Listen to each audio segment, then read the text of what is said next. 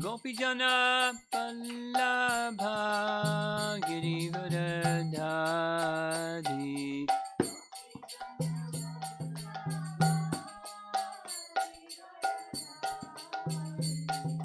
Gopijana Vallabha Girivardhari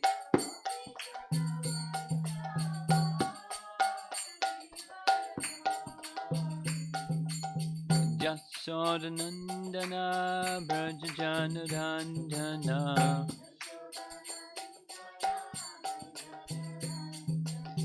Jasodanandana Brajajanarandana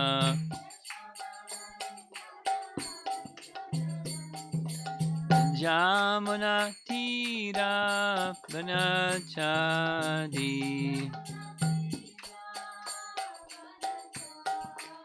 Jamuna Tira Vanachadi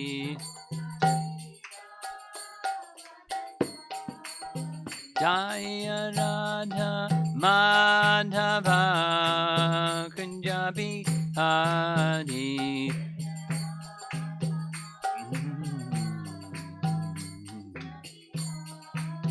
Jaya Radha Madhava Kunjabi Hari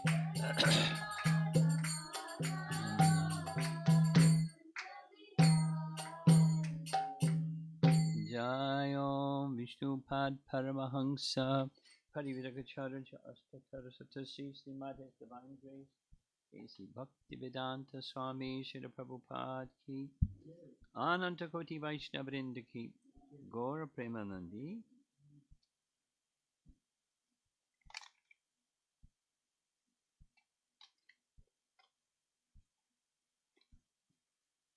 Om Namo Bhagavate Vasudevaya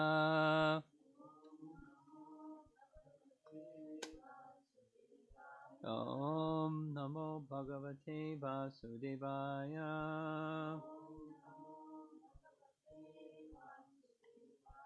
Om Namo Bhagavate Vasudevaya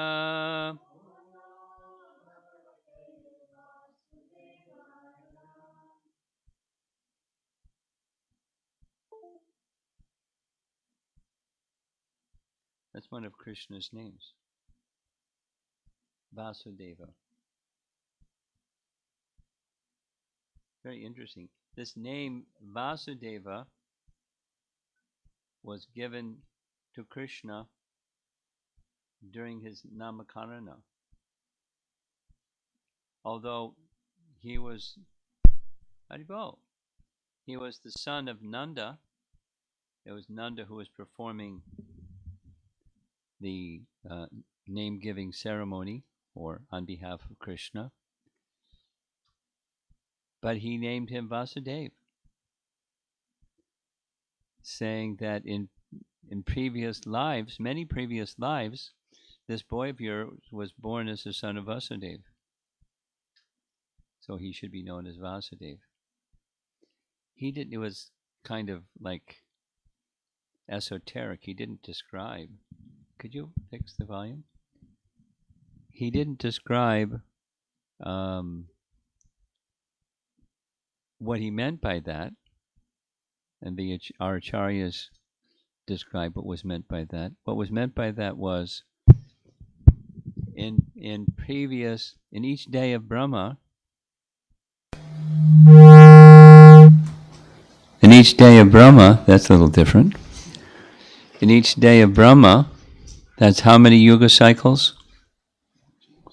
Four ages cycling is one yuga cycle.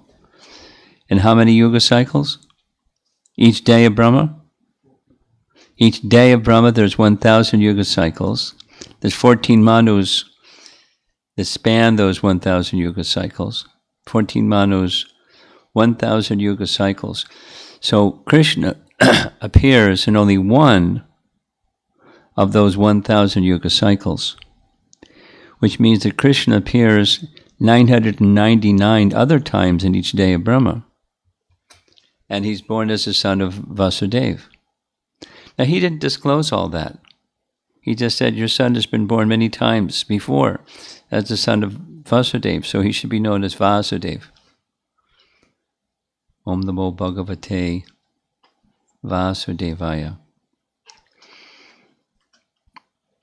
So we're reading about the childhood pastimes. How old are you? You're 8? 9.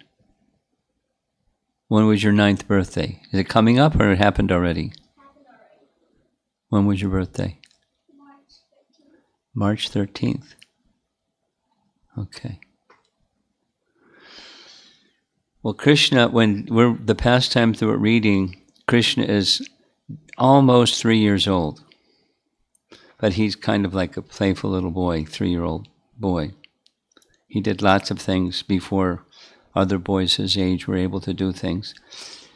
And Balaram, so he, Krishna, with Balaram and some of his friends, they're playing and really like into it. They don't want to stop playing by the bank of the river Jamuna. And this is the day after the Arjuna trees were pulled over, which was after the Damodar Leela.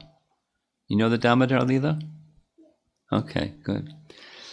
So the rope was tied around Krishna's waist, and the other side of the rope was tied around what?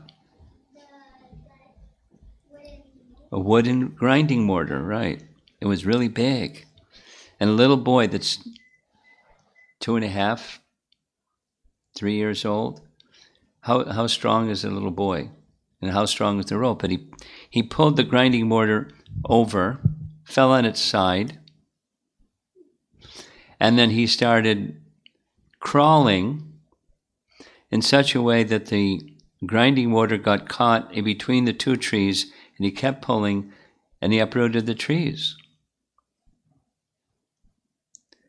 So this chapter that we're reading, chapter 11, begins with everyone going, wow, how did that happen? Nanda comes along and sees Krishna standing there, silent, looking at his father, and there are these two trees that just came crashing down, and he's thanking God that the trees didn't fall on my son, who's God. But he doesn't see he's God. He sees his little boy. And then they ask the other little boys, how'd this happen? And the other little boys told the truth. We saw it with our own eyes. He did it. Krishna pulled over those trees. See the grinding mortar, see the rope. He knocked over the trees. And not only that, but then 2 celestial beings came out of the trees. And they were decorated gorgeously and very brilliant, and they said some things and then they went away. And the adults go, right. And children's talk, not possible. So then next day, he's down by the river Jamuna with Balaram and his friends playing. And Mother Yasoda is back at the house, and it's time for Krishna's lunch. So you know what mothers are like when it's time for lunch. It's time for lunch. But Krishna was into playing. He didn't want to come back for lunch. So Mother Yasoda sent Rohini. You know who is Rohini, right? Balaram's mother is Rohini. Rohini, mother of Balaram. So Rohini went to get Krishna and Balaram, and they didn't pay any attention. So she went back, said, I think you have to go because they'll listen to you, they're not listening to me. So she goes back to the river Jamuna, and she tries calling Krishna's name several times. It's time for lunch. He keeps playing. And then she tries different strategies. You know, mothers will do that sometimes. when they want. So she tried appealing to Balaram because he's the elder brother, and generally Balaram is a little more submissive to what Yasoda wants than Krishna, so Krishna continues to play. Balaram also didn't. He wanted to be with Krishna, playing with the boys. So then she made up some other excuse, and that didn't work either. She said, the constellation of stars under which you were born, constellation of stars under which you were born, it has to do with astrology, like your birth date. By the solar calendar, you're 9 years old, right? But by lunar calendar, there's phases of the moon, like we observe Ekadasi. That's one of the phases of the moon. And then there's the Purnima, the full moon. So we know about those two a lot in ISKCON. But there's 27 constellations. They're called in Sanskrit nakshatras, but constellations. And when the moon was passing through the Rohini constellation, that's when Krishna was born. So she told Krishna, this is a very auspicious day. The moon is passing through that your particular constellation of stars under which you were born. So you should come back, take bath, we'll have a big festival and give in charity. Because she knew that Krishna liked to give in charity. Although he's just a little boy, it's part of his personality. He liked to give in charity. That didn't work either. So then she said, all the mothers of these other boys, they're anxious like I'm anxious. So you other boys, you should go home. Balaram and Krishna, let's go. And that didn't work either. So she tries another path, and that's where we are. She says, just see, this is text 19 of chapter 11, Canto 10, chapter 11, text 19. Just see how all your playmates of your own age have been cleansed and decorated with beautiful ornaments by their mothers. You should come here, and after you have taken your bath, eaten your lunch, and been decorated with ornaments, then you may play with your friends again. And the purport reads, generally young boys are competitive. Maybe not you, but generally boys are competitive. If one friend has done something, another friend also wants to do something. Then Mother Yasoda, therefore, this is Prabhupada's purport, Mother Yasoda pointed out how Krishna's playmates were decorated so that Krishna might be induced to decorate himself like them. But to get decorated, he has to go back home, take his bath, have his lunch, get decorated, then he can come back and play. That didn't work either. Vishwanath Chakravarti Thakur writes, when he still did not come, she tried to generate envy in him by showing the example of the other boys. And Jiva Goswami writes, she repeats the word pasya twice, pasya, and an expression of scolding, anger, or lamentation arising from prema. Just see your friends who have been cleansed by their mothers by bathing, etc., and then nicely ornamented. Another commentary by Vishwanath reads, when Krishna refused to come, Yasoda tried to awaken his competitive spirit. She pointed out how his playmates were beautifully decorated by their mothers. And here's text 20. Shukadev Goswami is narrating, my dear Maharaj Parikshit, because of intense love and affection, Mother Yasoda, Krishna's mother, considered Krishna, who is the peak of all opulences, to be her own son. Thus, she took Krishna by the hand, along with Balaram, and brought them home, where she performed her duties by fully bathing them, dressing them, and feeding them.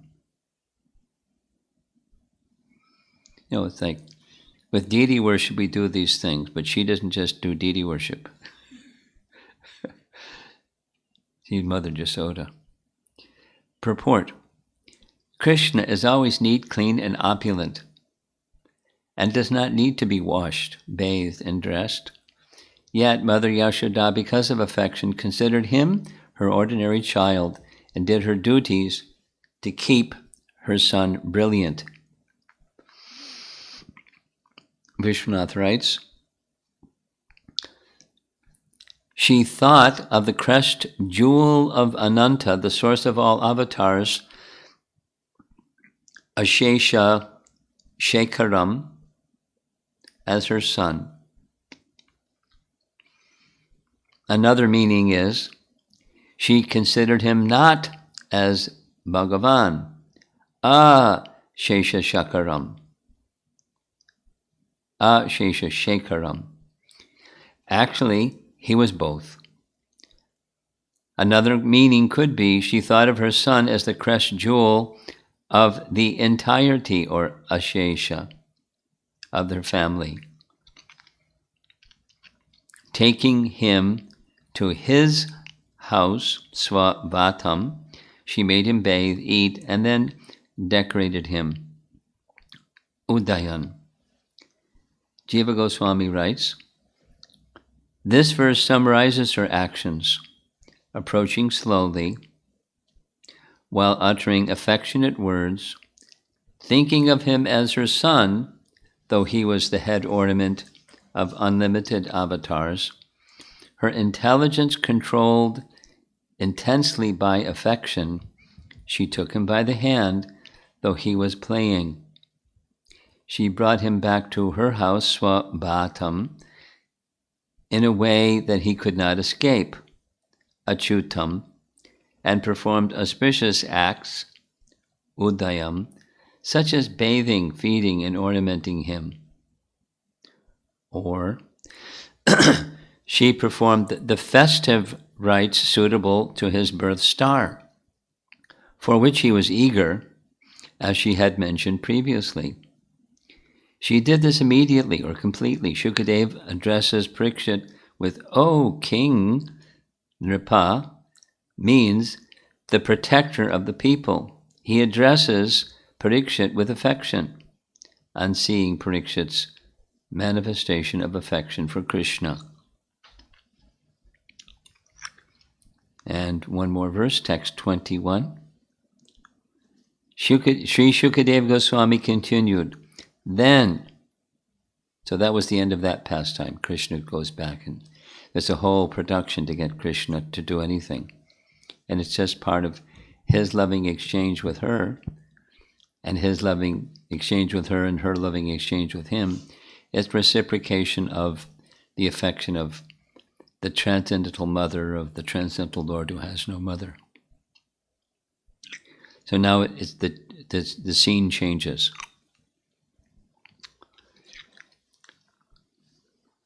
Sri Shukadev Goswami continued, then one time, having seen the great disturbances in Brihadvana, Brihadvana is another name for Mahavana. So when you visit Vrindavan, there's 12 forests,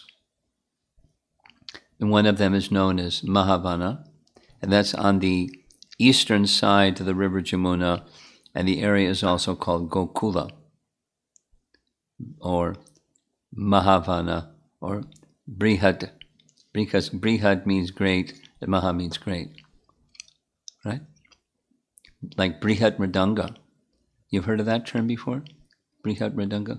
Prabhupada said, Mridanga, one of these, it can be heard for a block or two. But a Brihat Mridanga is the printing press, and it can be heard all around the world. So he called, following Bhaktisiddhanta, the printing presses, the Brihat Mridanga. And then, there's Bhagavatamrita, and Sanatan Goswami wrote Brihat Bhagavatamrita means great Bhagavatamrita, the nectar of the Bhagavatam. So, Brihat Vana, that's where Krishna was living as a little boy. All the elderly persons among the cowherd men, headed by Nanda Maharaj, assembled and began to consider what to do to stop the continuous disturbing situations in Braja. There's no BBT purport or Prabhupada purport. Vishwanath writes, after playing in Mahavana, when Krishna desired to play in Vrindavana, Upananda suggested that they all move to Vrindavan. Upananda is Nanda's elder brother. And there were 5 brothers. Nanda was the middle one. Upananda was the elder one. Usually the elder brother becomes the next king, but when it was time for coronation of the king, Upananda said, I pass on the kingdom to my brother Nanda because he's the best. In fact, my name, Upananda, means I'm near to Nanda, but he's the best. So his father accepted. All right. The kingdom was passed on to Nanda. So Upananda suggested that they all move to Vrindavan.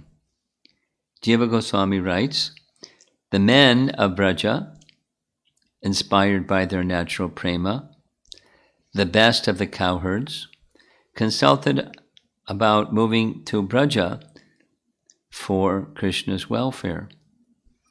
They met together in an assembly after the breaking of the Arjuna trees and a sacrifice to Indra. So that's not mentioned in the Bhagavatam. This is not Govardhan Leela where there was a sacrifice to Indra. Apparently there was another one, but it's not in a Bhagavatam reference. It must be in one of the other Puranas. That happened before they discussed what should be done for the welfare of Krishna. The life of Braja, the Sanskrit is Vraja Karyam, the life of Braja.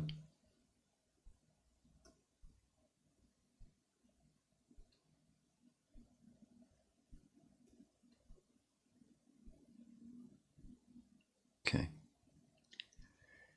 Vishwanath Chakravarti Thakur in another commentary writes, to fulfill his desire to now play in Vrindavan, Krishna inspired Upananda from within the heart to suggest that everyone move from Mahavana or Brihatvana to Vrindavana. And Jiva Goswami is in his Kramasandarbha writes, Sri Shukadev Goswami continued, having seen the great disturbances in Mahavana, all the elderly persons among the cowherd men, headed by Nanda Maharaj, assembled and began to consider what to do for Krishna's safety. Now, this is the king, Nanda is a king, the king of the cowherds. His father was Parjanya Maharaj, and Parjanya Maharaj was one of the sons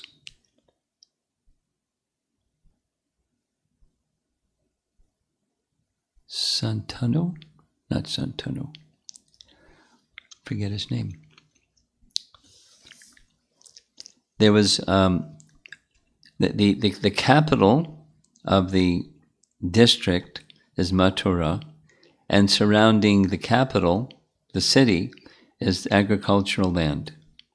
The agricultural land had a king, and the city had a king. And the agricultural land king, the Vaishya king, was subordinate to the other. And previously, Ugrasena was the king, but we know what happened, right? Ugrasena's son, his name was Kamsa. Kamsa didn't kill his father, but he put him in prison and took over the kingdom. So every year, Nanda had to go and pay taxes from the agricultural production, pay some taxes to the king, like the landholder, and the agriculturalist gave taxes to the king. That was the Vedic system. And the king was meant to give protection. Only Kamsa didn't give protection. He was doing the other things that bad kings do. Sometimes they exploit people. So that was the social and the political arrangement. And the transcendental arrangement was that they all accepted Krishna, naturally so. They accepted Krishna as their beloved. And not only Nanda, although the other cowherd men, they also had sons, but they found that they had affection for Krishna more than their own sons, which is kind of not usual.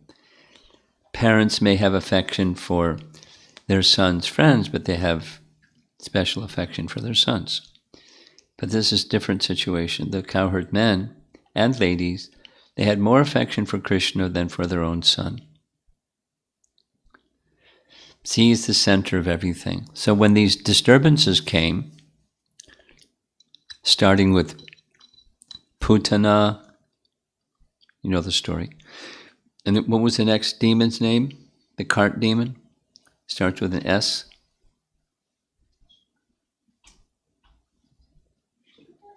Shakatasura, very good. Shakatasura. So after Putana and Shakatasura, and then this next one was when the twin Arjuna trees fell over. This is too much. Too much. There must be something inauspicious over here in Mahavan. What should we do? So they began to consider what to do. So the very next day, they did their packing arrangements like people today can't do. The very next day, all their possessions went in bullock carts and they just left with all their possessions and moved. They moved twice.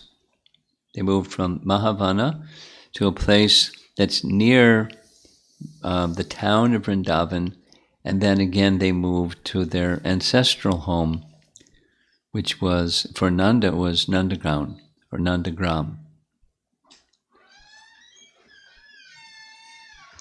In Nandagram,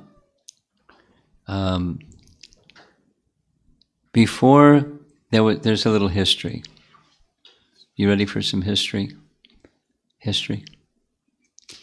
Nanda Maharaj became the king, and everything was really nice, except for one thing. He didn't have a son. He wanted very much to have a son. And one of his very, very, very closest friends was named Vrishabhanu.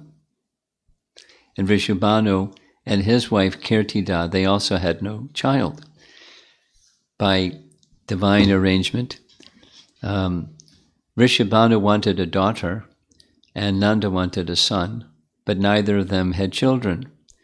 So they thought, let's try this. Let's do some rituals for creating a good, favorable atmosphere for having children, and let us then, so they engaged brahmanas in those rituals, and then let us move to Gokul, the other side of Vrindavan, other side of the river Jamuna, and we may have better fortune there. So he left his ancestral home and went there. Now eventually he returns back to Nandagram. It was a place that they already was part of their lineage. He just inherited from one king to the next king to the next king. So they're making these plans, uprooting their whole families and homes and everything else, for one purpose, for Krishna's protection and his well-being. Now they had understood that Krishna would protect them, because they understood that because Nanda, the astrologer at the name-giving ceremony said it. He said, your son, there were 8 verses that are describing the name-giving ceremony, naming Krishna's name, that your son will have, it will be as powerful, will be empowered by, or be as powerful as Lord Narayan. And with those powers, he'll protect all the residents of Braja. So take good care of him. So they knew that he's very powerful by Narayan's arrangement. And they knew that those powers would be used to protect them. At the same time, their parents, they have parental affection. They want to protect Krishna. They want his well-being. They don't want him to be put at risk for any reason. And so they were considering what to do. And the decision came, we'll hear some more about it tomorrow. The decision came, let's go back to Vrindavan. But what we're hearing is actually Krishna wanted to go to Vrindavan. And when Krishna wants something, you know it happens, right? It happens. Just by his wanting. Then there's so many events that involve other people, but when Krishna is in the heart of those other people, they move according to Krishna's indication, at least as pure devotees. They move according to Krishna's indication. And the indication of Krishna is to reciprocate with loving dealings with all of his devotees. So there were some devotees over there in Vrindavan, and there was his wish was to reciprocate loving exchanges with them as well. And then eventually Vasudeva and Devaki, and then eventually the members of the Yadu dynasty, and so on, and so on, and so on. The pastimes of Krishna it's his enjoyment, and his enjoyment is the happiness of his devotees, and the devotees' happiness and their enjoyment is Krishna's happiness. So it's this festival of loving exchanges, going from one event to the next event to the next event.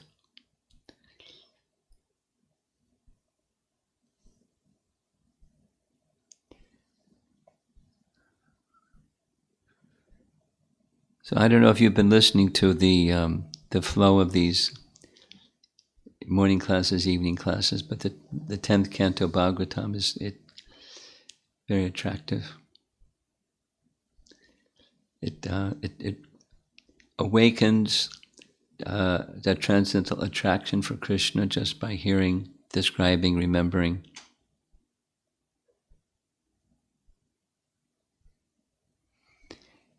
In the morning session, we're hearing how the day when Krishna would go out and herd the cows during the day, the gopis would fill themselves with remembrance of Krishna's activities and his garments and his flute and the other living entities within Vrindavan, and how they reciprocate when they see Krishna or hear his flute. And they're absorbed in remembrance of Krishna all day long.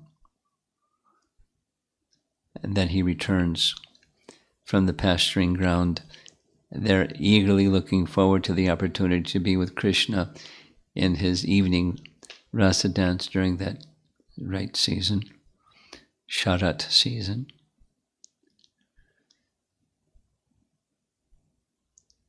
And that's life in Vrindavan. So let's see if there's some discussion. Now, I should have been saying this at the beginning.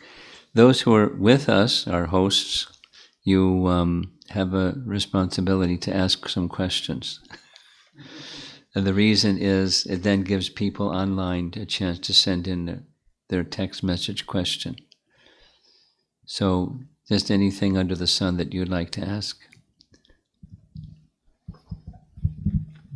Krishna Maharaj, please accept my humble obeisances. I'm just curious, like since you mentioned like, about Nanda Maharaj and Vrishabhanu were friends, and so I'm not sure like why Krishna and Radha not got married, but anywhere like mentioning about why or means why Radharani got married to someone else. Means generally in the olden times, means when they were the friends, like means that's how generally they used to Yeah. make alliances. Well, there's not a lot spoken about it, but this is my understanding.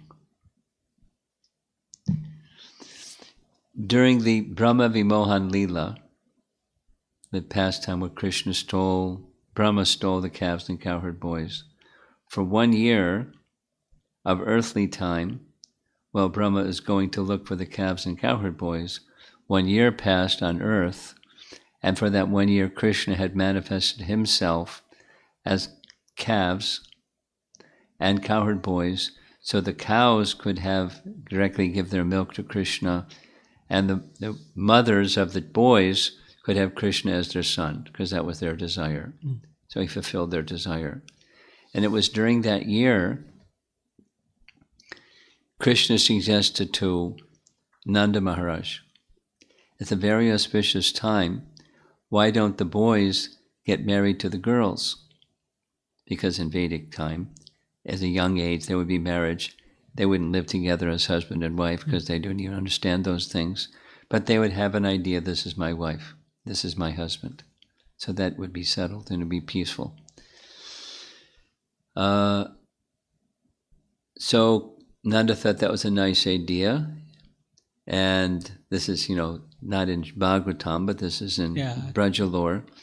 Purnamasi was consulted. She said, very good idea. And the boys were married to the girls. And Radha was married. But it was actually Krishna. Okay.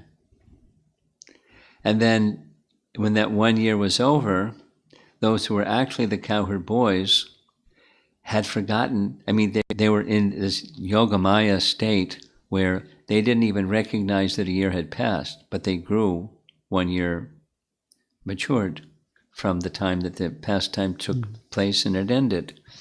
And they didn't remember anything about anything. They were just like, okay, now you're married to her and so forth. So Abhimanyu was the one.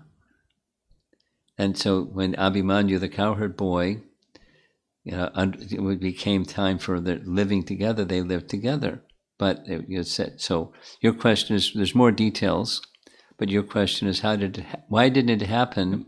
I was just curious, like, is there anywhere mentioned about, I'm just trying to give the anywhere mentioned, how it happened that way. Yeah.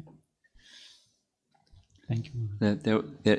There's other pastimes. Thank you. Have you been to Vrindavan? Yes. We went, but we didn't go for a real yatra. So but you've been to Vrindavan? Once. Did you go to Varsana when you went to Vrindavan? No. No. Varsana. When you go, next time you go to Vrindavan, and you spend a little more time than you might have spent last time, one of the places you'll go to, Govardhan Hill, Nandagram, and Varsana. So those are the three places that are, the terrain is elevated, otherwise it's largely flat, agricultural land. And when you go to Varsana, there's a place at the base of the home of Radharani is Varsana. So it's up on this hill, or a series of hills. Mm-hmm. And there's a pond known as Pili Pokar. It's what every morning Radharani would come and cook for Krishna. And you know the story behind that one, right? Durvasa Muni one time visited Vrindavan, and everyone was, oh, look out, here comes Durvasa Muni. But the gopis, they saw Durvasa Muni coming, And they were like, hey, Durvasamuni, let's go offer respects to Durvasamuni. So they offered their respects. And Durvasamuni said, I've been fasting for a long time and I'm very hungry. I want something to eat right now.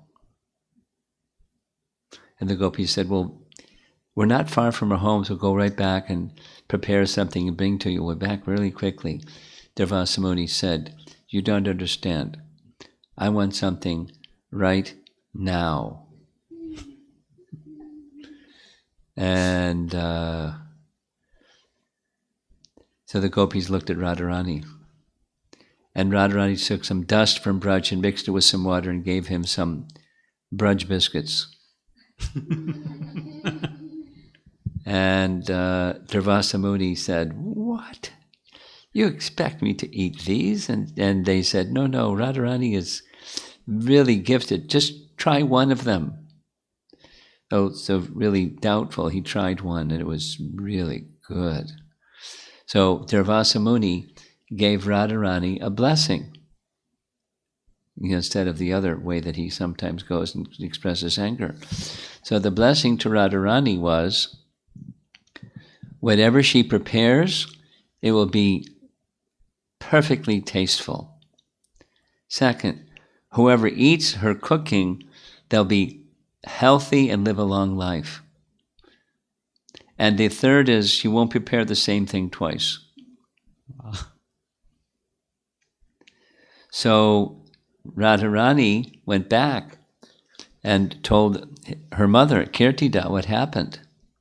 Kirtida told Yasoda what happened. Durvasamuni came and it could have been really bad, but it turned out really good. And Mother Yasoda said, oh, how wonderful, my beloved Gopal. Could Radha, with this blessing of Durvasamuni, come and cook for him every morning?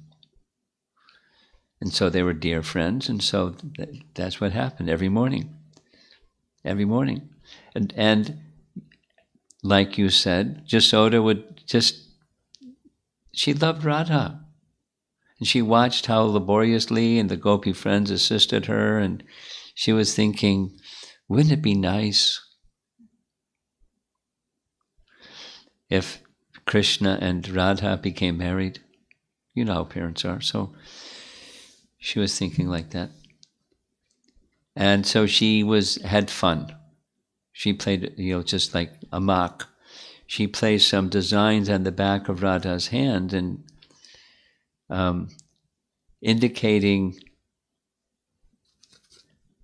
she would be married. And Radha was accepted in a mood of fun. But then when it came time to go back, she was in anxiety.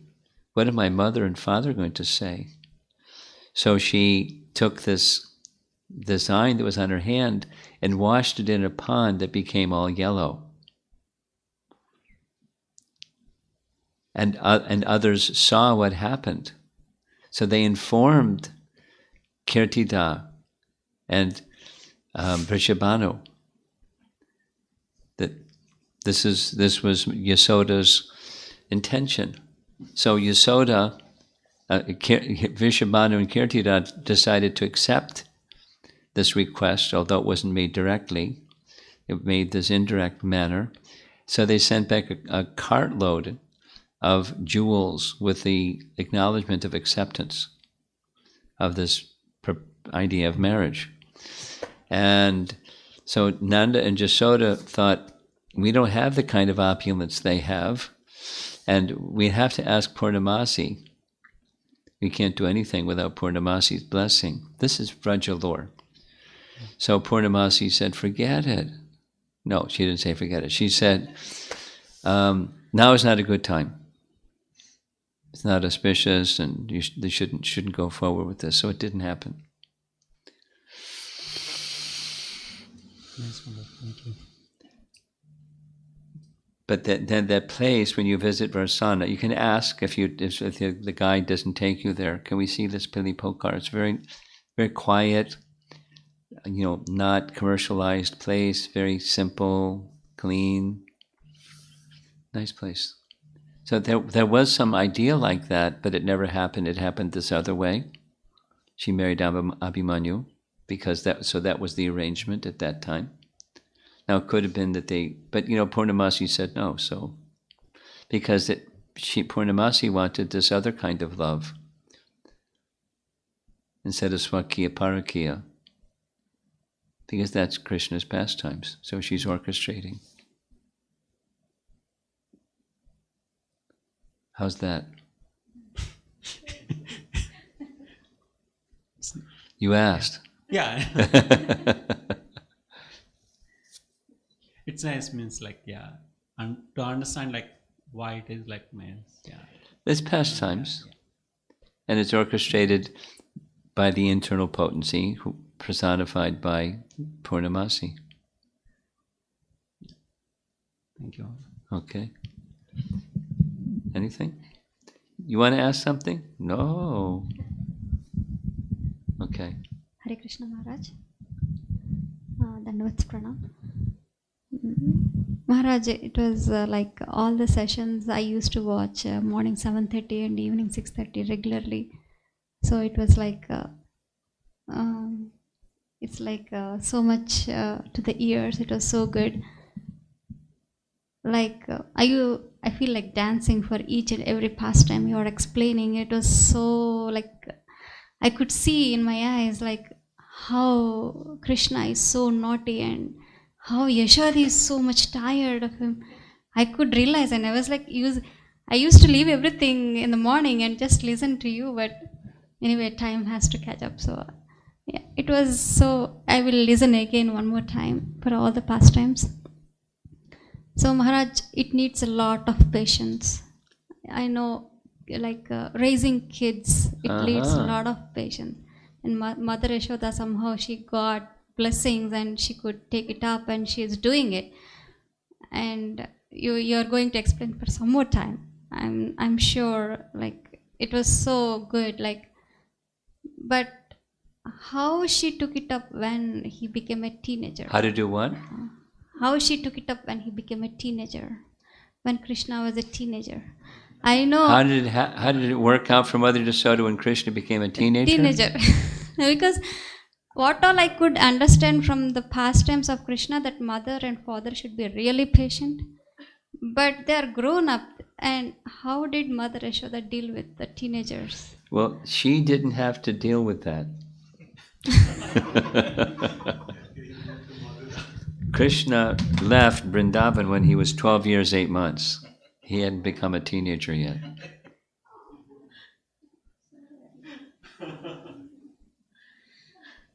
I'm just answering your question. We don't have her role model example for dealing with teenage children. So how can we learn? How can you learn? Well, we learned from our Acharya. Prabhupada gave very clear guidelines. So we may not have Krishna's childhood pastimes to guide us by. But his activities are not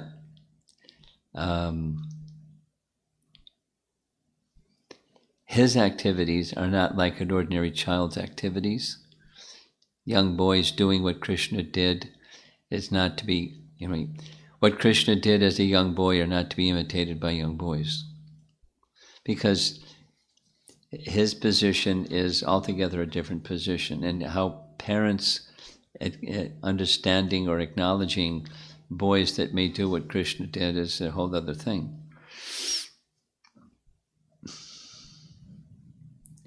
So, but how should you, preparing for that likely day when your young boy becomes a teenager, just 4 more years? Huh? Oh, you have one? Okay. Okay. Well, it's a different standard. You know what that standard is. Yeah, so, huh? Well, in really simple terms, until the child is 5, they're allowed to do whatever as long as they're not hurting themselves or others. They're not putting themselves at harm. It's just discipline begins at 5, but discipline is then lovingly given and exemplary behavior is demonstrated by the parents towards their children and before their children. And then when teenage comes, there's another shift, and that is one becomes a friend, not the authority. You move from the authority, the disciplining authority, to a friend. That's Prabhupada's teaching. And like a friend listens to another friend, and they don't judge, they don't discipline, they guide. A good friend will guide their friend. Anyway, that's Prabhupada's words. Now, so much depends upon the nature of the personality of the parent, the personality of the child, and their needs and so forth. What the details look like. This is just describing a really big principle. Encouraging and supporting. There has to be some boundaries. These are some boundaries that are not to be crossed.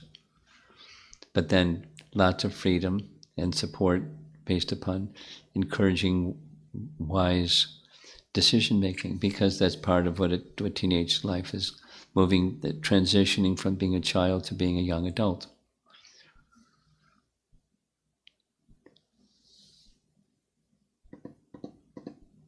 It's a big topic, parenting, so it can go on for hours, I've learned.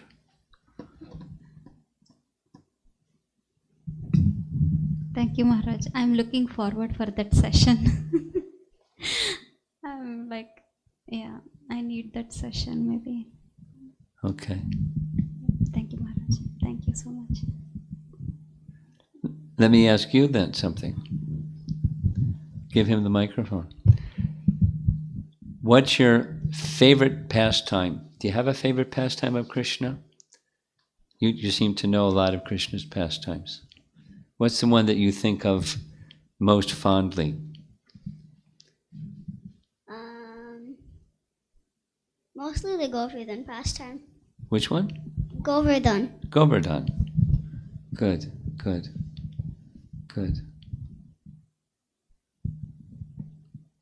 It's a nice festival. And there's details and details.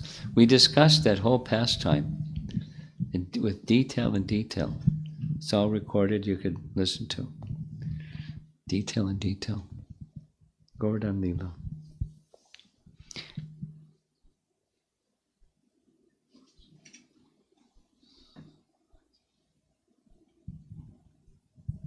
Hare Krishna.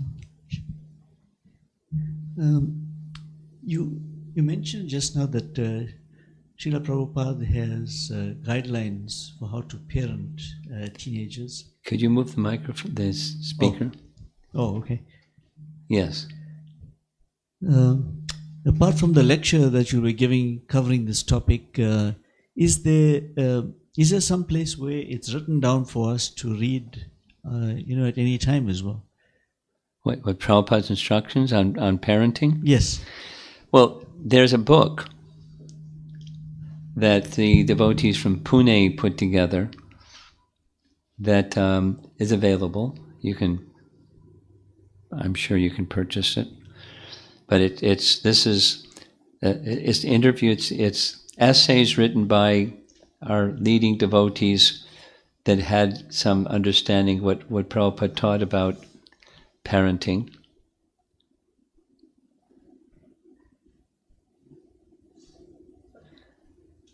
And you can read that book.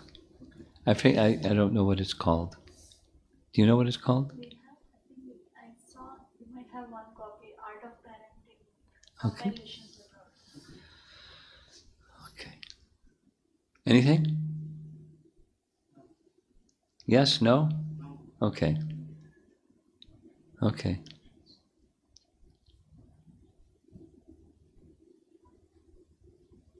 Maharaj, there's one question from Sandhya Mataji. She's asking, what she recollects that each demon that Krishna killed represent some anartha. So like Putana, false guru. She was wondering if you can tell about the other demons. I can send her a list. It's very detailed. Okay?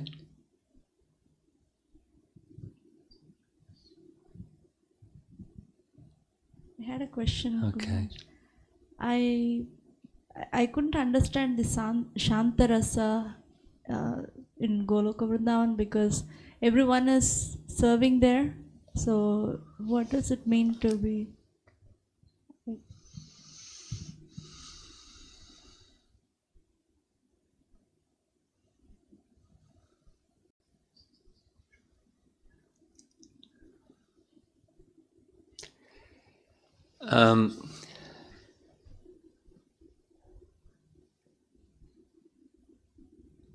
Not only everyone there is serving, but there's also a predominating mood of wishing to be of service to Radha Krishna's exchanges of love. So that the land, the river, the rocks and trees, there's passive adoration, that's Shanta, but they're also rendering some service. So it's true, they're rendering some service. So it's a more developed or more active stage than the Shanta Rasa. I was just researching it this morning, by the way, having to do with a question from chapter 17 of Nectar of Devotion. Have you done Bhakti Shastri? Either of you? You're doing it presently. What chapter are you on? We just complete 8 and a half. Half. So what? Half of 19? No, 8. Chapter 8. We finished half and Okay, half of 8. So there was this question that came up in chapter 17. There's a statement that Shukadeva Goswami, Narada speaks to Vyasadeva, saying, "You've been blessed to have a son who is a devotee, while still within the womb of his mother." And so the question arises, how is it that we often hear that he has impersonal realization even within the womb, and then even after coming out of the womb, and then later becomes a devotee? So how is it that he has bhakti when even within the womb? And the answer has to do with Shanta Rasa, or Shanta Rati is the word that's commonly used. So the corresponding text from chapter 17, I'm more over answering your question, but the common use of that Shanta Rasa or Shanta Rati or Shanta Bhav is detachment from matter and overwhelming attraction and appreciation for divinity, for Brahman, being there's a happiness that goes along with that Shanta, that awe and veneration towards the supreme effulgence, Brahman, and with that detachment. So that's Shanta, the description of Shanta Rasa. But it's said that there is a seed, and the seed can be nourished.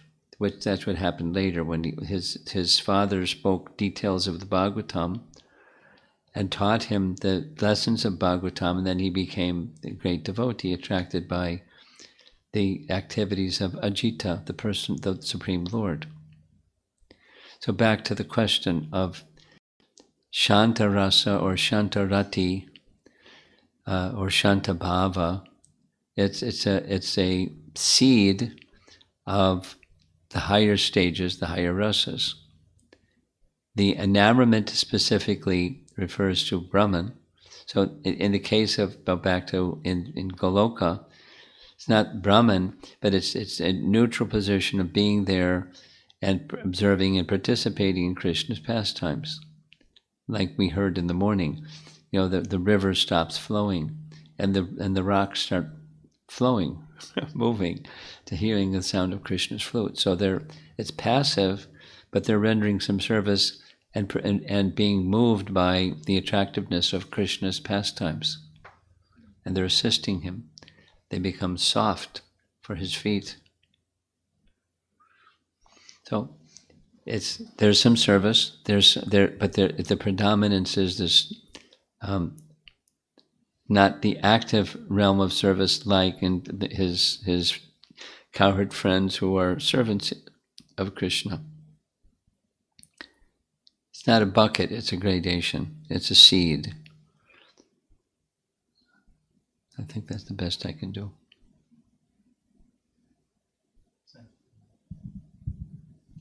Sanchari Mataji has two questions. One, did the Vrajavasis ever accept that Krishna is the Supreme Personality of Godhead after he left Vrindavan and performed all his adult pastimes? No. Their mood, even when Krishna was in Vrindavan, their mood was overwhelmingly absorbed in their particular rasa of parental affection or friendly affection or conjugal affection. They were absorbed in that affectionate mood, so much so that when he did, indications of his divinity was exhibited, that they couldn't stay there. They couldn't continue thinking like that. So the answer is no. And Sanchari Mataji's second question is, were the residents like Gargamuni and Purnamasi always aware of Krishna's status as the Supreme Personality of Godhead, or were they also covered for the sake of the pastimes? Some of both. Primarily, they were aware of his divinity, but they also knew things that it's like our acharyas. They're aware of his divinity. At the same time, they have loving attraction. That's not just limited to divinity.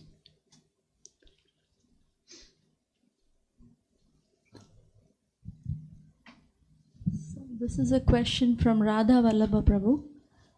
As per the class, Lord's pastimes are very attractive. We have this instruction, always remember Krishna and never forget Krishna.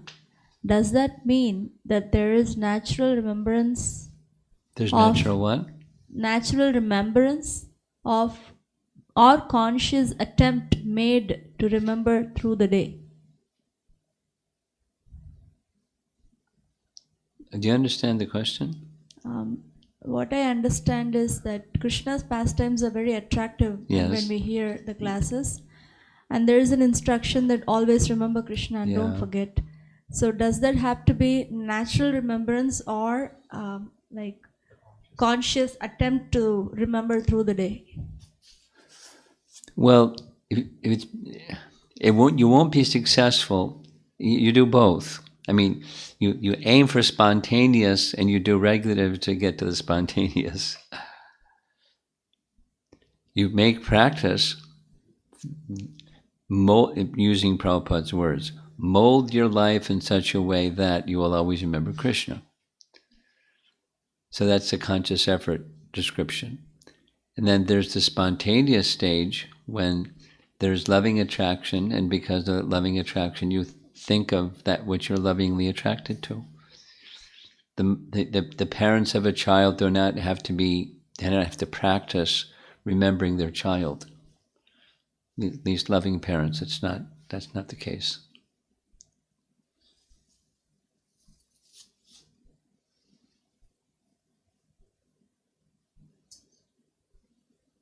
That's it.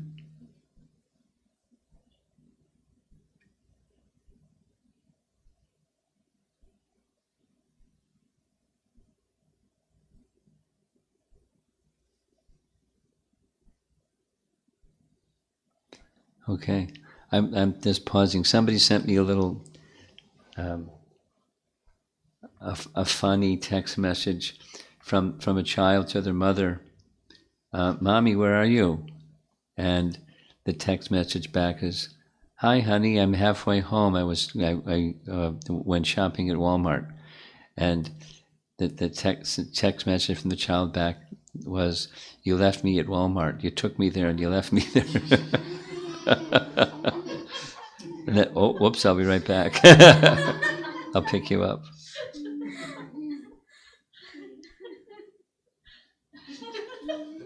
She got too absorbed in shopping.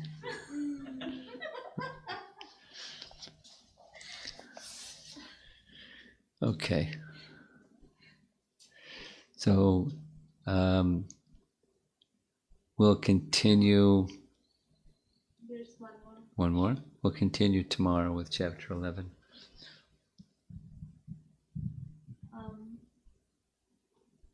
Okay, so this is Taruni Radha Mataji's question from yesterday's class. Maharaj, can you please let me know what steps can I take to deepen my bhakti at my current state? Well, these kinds of questions are too broad. Sorry to say. So, to answer a broad question gets a broad answer. Meaning, personal instruction is something for everybody. So the something for everybody is the bhakti process. I would say, for all of us, the way in which we chant the holy name is of greatest importance, and following the hearing and chanting activities carefully. That those are activities that will deepen our bhakti. Let's see here.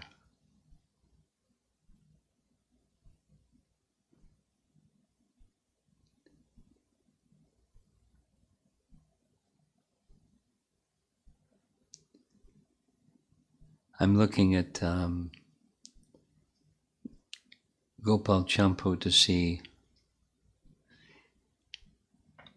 how are we doing with time. Oh, it's already 7:30. I'll read a little bit from Gopal Champu, because we're at text 19.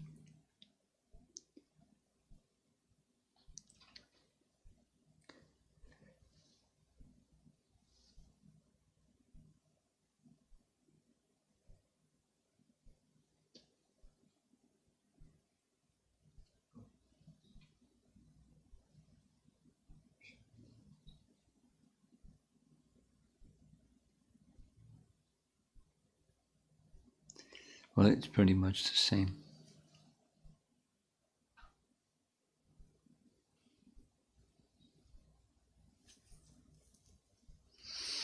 My dear son, Krishna, lotus-eyed Krishna, come here and drink the milk from my breast. My dear darling, you must be very tired because of hunger and the fatigue of playing so long. There is no need to play anymore. He did not come, since he was intent on winning in competition. But she was determined.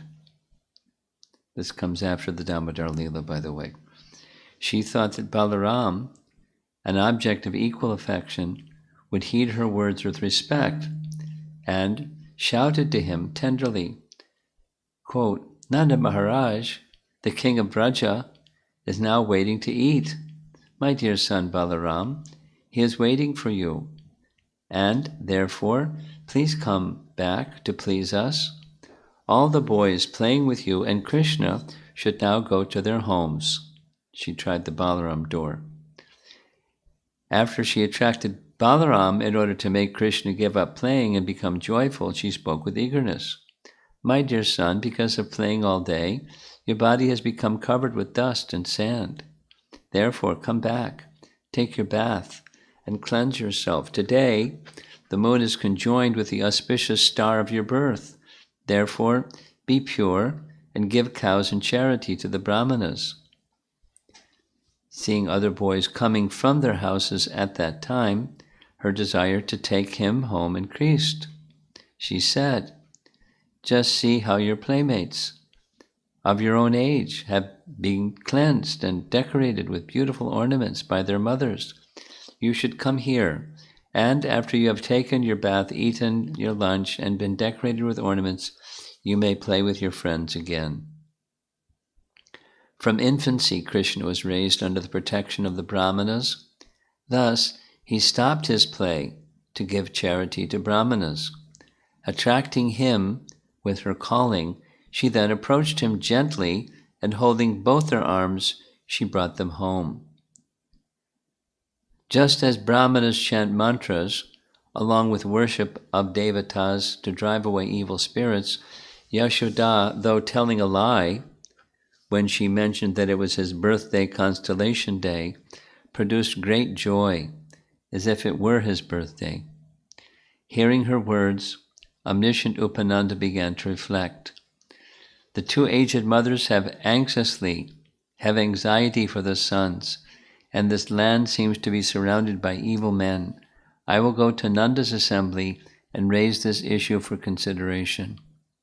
His wife said, "You should again discuss in the assembly." The cowherd men met in the assembly of Nanda, the shelter of all present, within the cowherd village of Vraja, filled with cows. They discussed why protecting the cows was not being done properly at that place. By living a long time in Mahavan, all the trees have been destroyed. But those who were elder in years and wisdom, as well as Upananda, endowed with prema for Balaram and Krishna, attained great bliss by Krishna's presence. Krishna decorated the bed of their laps most wonderfully, and, holding his chin, asked fake questions. He moved about to get various objects as toys. Upananda then spoke nicely and was in favor of protecting all the children after seeing the worrisome state of Nanda while living in Mahavan. So then he goes on. So that's part of this section has 156 pages. And we're only up to page 41. The third of the way. Okay. We'll finish. Thank you very much. More? One more question? 3 questions.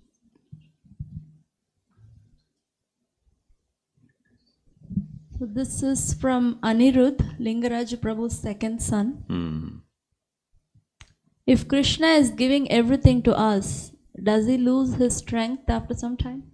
No. We might lose our strength by doing things, but Krishna has unlimited strength. He's not diminished when he does things. Hare Krishna.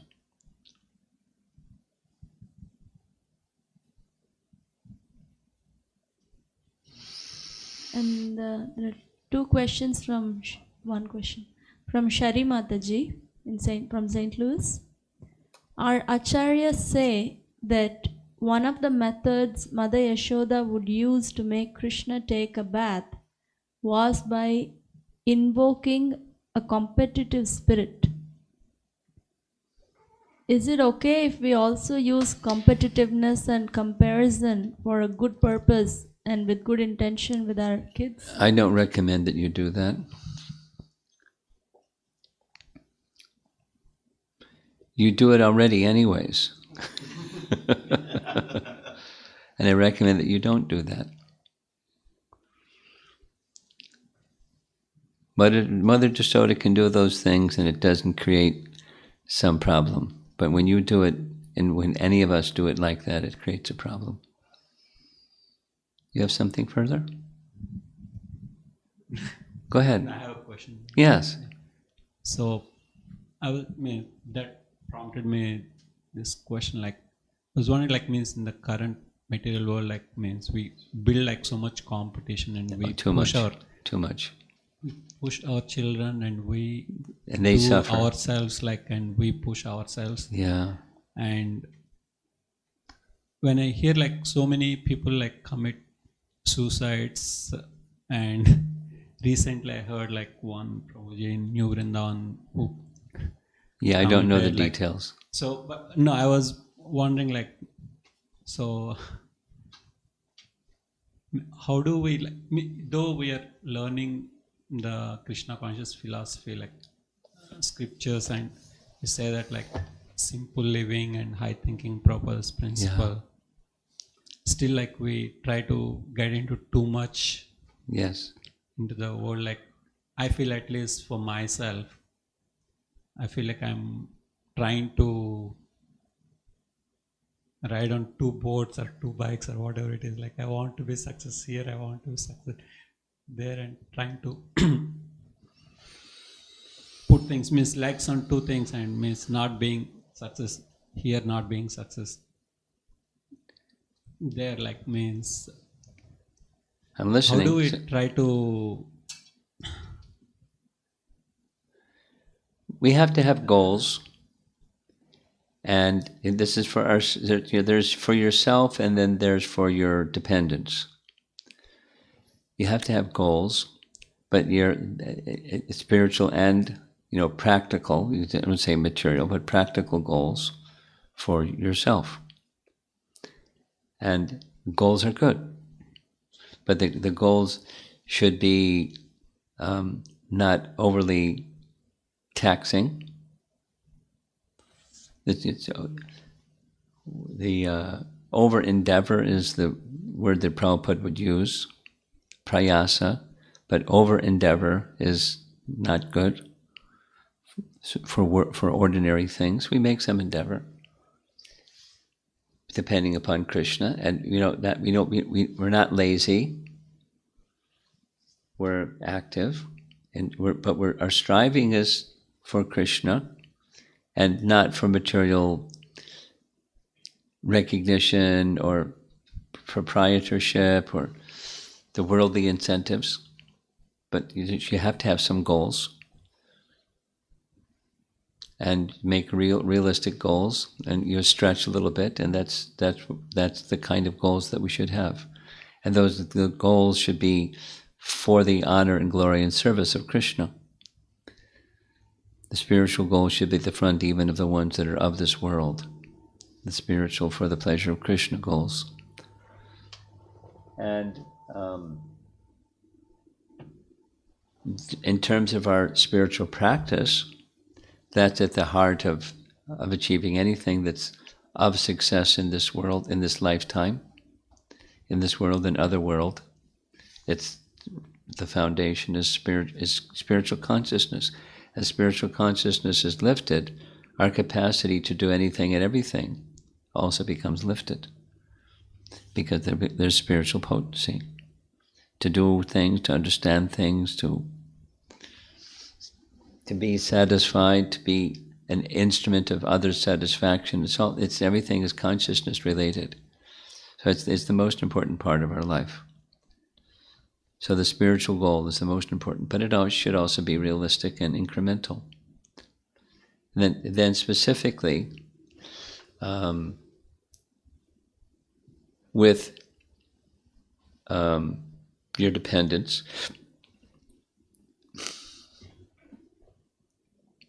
it's a big topic, but I would say in the last 2 years, I've spent more time than previously in hearing from and interacting with youth that have the experience of getting a lot of pressure.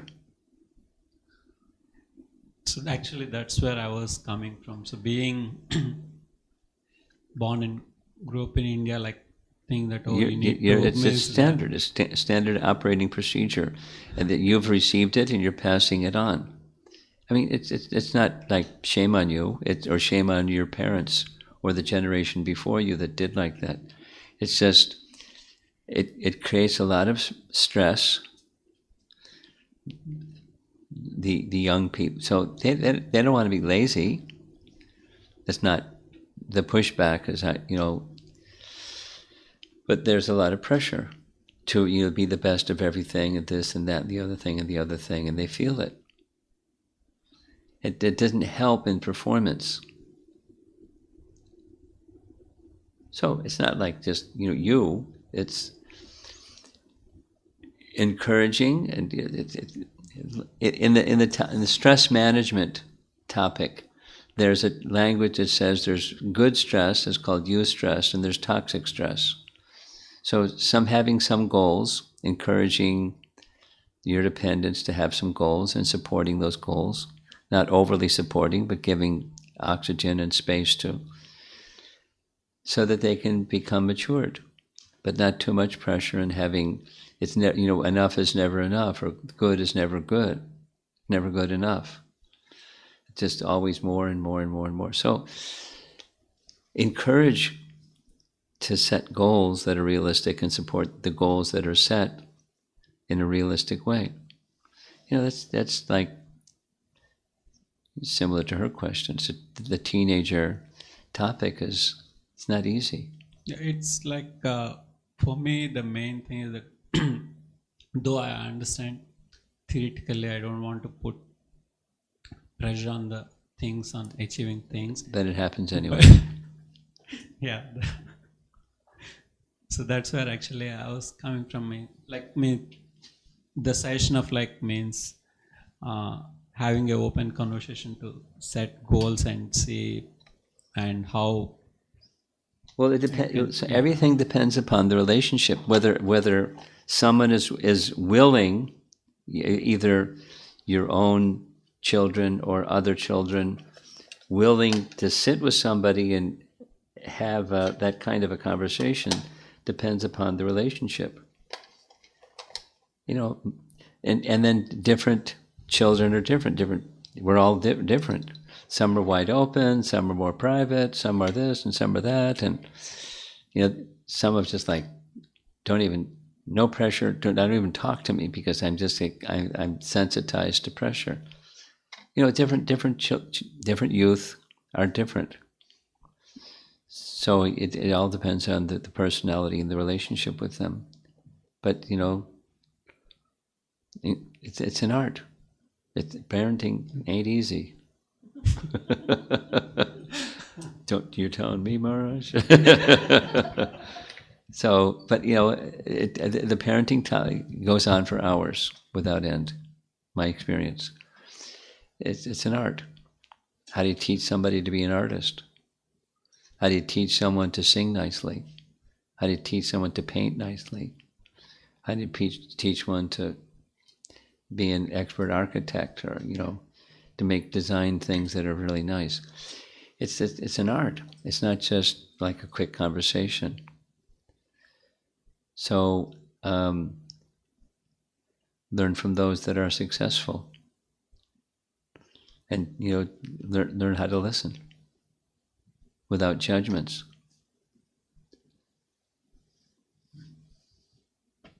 Thank you.